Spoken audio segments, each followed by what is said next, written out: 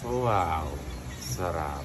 Madalas din ba kayong magpamasahe kagaya nga nitong si Buyo? Bumili na nga ako nitong neck and shoulder massager from Philips. Alam naman natin na kapag sinabing Philips, quality talaga ang mga product nila. Madalas kasi ay ngalay at sumasakit nga ang kanyang mga kasukasuan, kaya naman tuwang-tuwa nga siya nung nakita nga niya itong massager. Ito nga yung mga components niya, ang massage shoal at itong 3 buttons, at pwede nga kayong mamili kung gaano ka-intense ang level ng massage na gusto nyo. May kasama na nga rin pala itong user manual at itong USB charging cable. So ayun na nga, sinubukan na nga namin ito at pinagamit ko na nga rin kay Buyo. Kailangan mo nga lang i-long press itong operation button para mag-start. Sobrang worth it nga ng pagbili namin dito dahil tingnan nyo naman mga mare at parang tunay na kamay talaga yung nagmamasage. May 2-level hot compress function at may 6 points kneading to massage and relax the shoulders, neck, and back. Kaya naman sa mga nakaka-experience nga ng ngalay at masakit na mga kasukasuan, hindi nyo na nga kailangan magpamasahe at magbayad sa tao ng paulit-ulit. Kaya naman kung kailangan nyo nga rin ito, ilalagay ko na lamang ang link sa comment section or sa yellow basket. Yun lang, salamat!